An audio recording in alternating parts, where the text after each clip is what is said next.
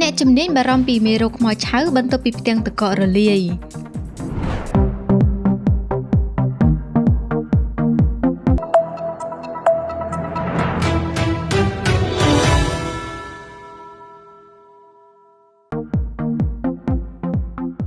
បំរែបំរួលអាកាសធាតុកំពុងធ្វើឲ្យកម្ដៅផែនដីកើនឡើងជារៀងរាល់ឆ្នាំហើយតំបន់អាកតិចកំពុងទទួលឥទ្ធិពលកម្ដៅច្រើនជាងតំបន់ដទៃទៀតនៅពេលដែលទឹកកករលាយអ្នកវិទ្យាសាស្ត្របានប្រមានថាមេរោគដែលកកនៅក្នុងទឹកកកដែលជារឿយៗហៅថាមេរោគខ្មោចឆៅអាចនឹងត្រូវបានចេញមកក្រៅមេរោគទាំងនេះត្រូវបានកកក្នុងស្រទាប់ផែនដីនិងទឹកកកអស់រយៈពេលរាប់ម៉ឺនឆ្នាំដោយដេកលក់នៅក្នុងសំណល់សត្វនិងក្នុងដី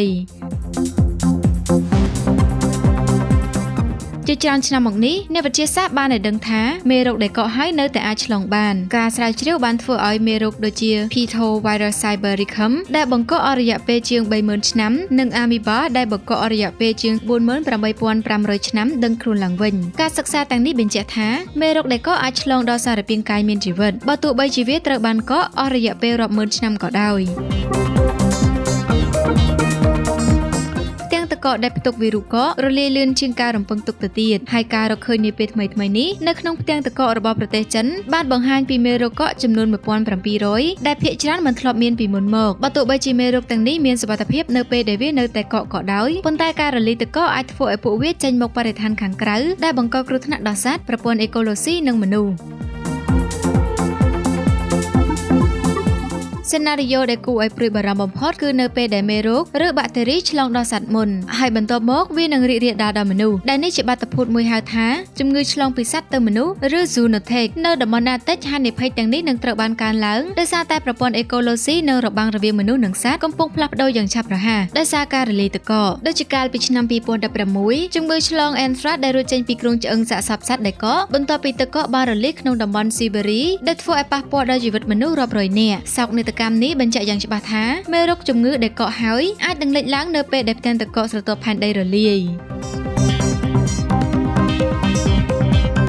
តំបន់អាកតិចគឺងាយរងគ្រោះខ្លាំងដោយសារតែហេដ្ឋារចនាសម្ព័ន្ធវិទ្យាសាស្ត្រមានកម្រិតជំងឺឆ្លងអាចនឹងរីករាលដាលយ៉ាងទូលំទូលាយមុនពេលត្រូវបានគេរកឃើញនិងអាចគ្រប់គ្រងវាបានដែលធ្វើឲ្យតំបន់អាកតិចនឹងក្លាយជាចំណុចចាប់ផ្ដើមដ៏គ្រោះថ្នាក់នៃជំងឺឆ្លងរាតត្បាត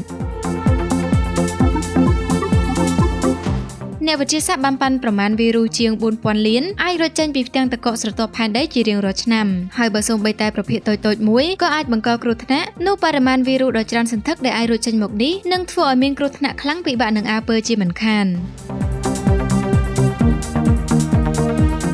អ្នកជំនាញនិយាយថាយើងត្រូវសិក្សាលើបញ្ហានេះបន្ថែមទៀតដើម្បីត្រៀមបង្ការនិងទប់ស្កាត់ការរាតត្បាតដែលអាចកើតមានឡើងការប្រែប្រួលអាកាសធាតុមិនមែនគ្រាន់តែជាបញ្ហានៃការកើនឡើងកម្ដៅភពផែនដីប៉ុណ្ណោះទេប៉ុន្តែវាកំពុងរលាយរបាំងរវាងប្រព័ន្ធអេកូឡូស៊ីសត្វនិងមនុស្សហើយនឹងបង្កើនឱកាសជំងឺថ្មីៗដែលលេចឡើងផងដែរខណៈពេលដែលបញ្ហានេះហាក់ដូចជាមិនសូវទទួលបានការចាប់អារម្មណ៍ពីមនុស្សមួយចំនួនអ្នកវិទ្យាសាស្ត្របានប្រមានថាអ្វីដែលកើតឡើងនៅតំបន់អាកតិចនឹងមិនស្ថិតនៅតែក្នុងតំបន់អាកតិចនោះទេឥទ្ធិពលនេះនឹងក្លាយជាទឹកកករលាយដែលអាចទៅដល់គ្រប់ជ្រុងនៃពិភពលោក